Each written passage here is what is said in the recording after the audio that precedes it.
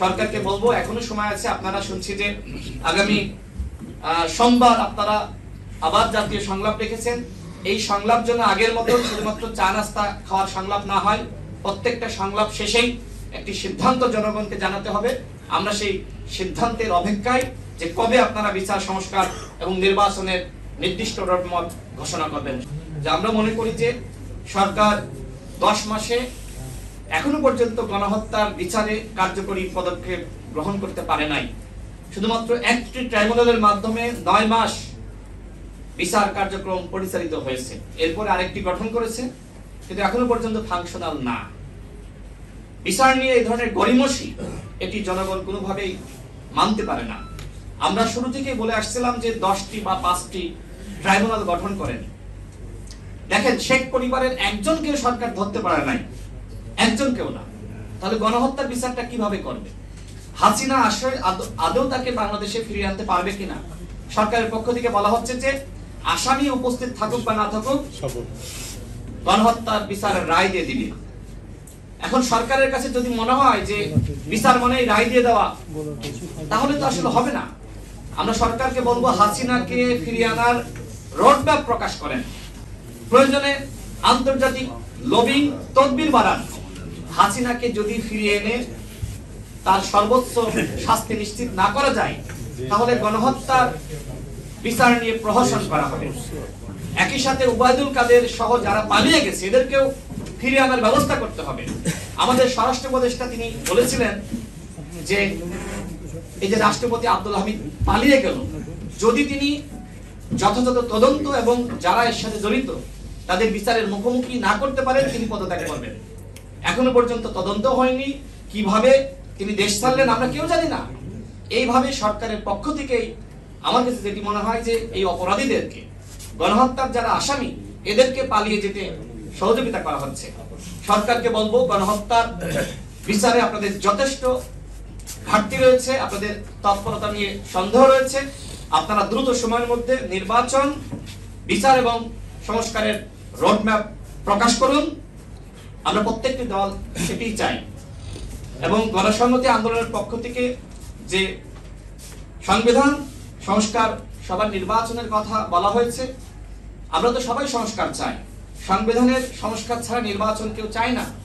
সংবিধান যেভাবে হাসিনা বিতর্কিত করেছিল, সুতরাং গণসংহতি আন্দোলন যে প্রস্তাবনা রেখেছে সেটি অবশ্যই যৌক্তিক।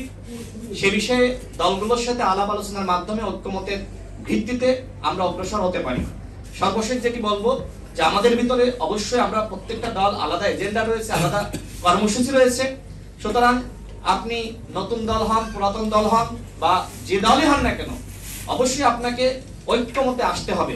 দলগুলোর মধ্যে ন্যূনতম যে ঐক্যমত, সেটিকে চার্টার আকারে গ্রহণ করে, জাতীয় সনদ আকারে গ্রহণ করে আমাদের সামনের দিকে এগিয়ে যেতে হবে।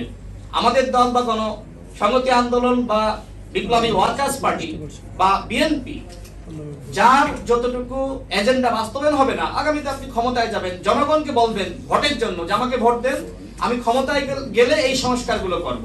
এর বাইরে তো অন্য কোনো উপায় নাই। আমরা চাই সবার ভিতরে একতা থাকুক, আমরা জাতীয় ঐক্য সংহতি ধরে রেখে আমরা এগিয়ে যাই। প্রত্যেকটা দলের ভিতরে সম্পর্ক থাকা দরকার।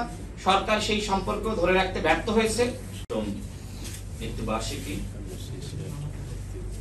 তার এই মৃত্যুবার্ষিকীতে তার বিদায়ী আত্মার প্রতি মাগফিরাত কামনা করছি।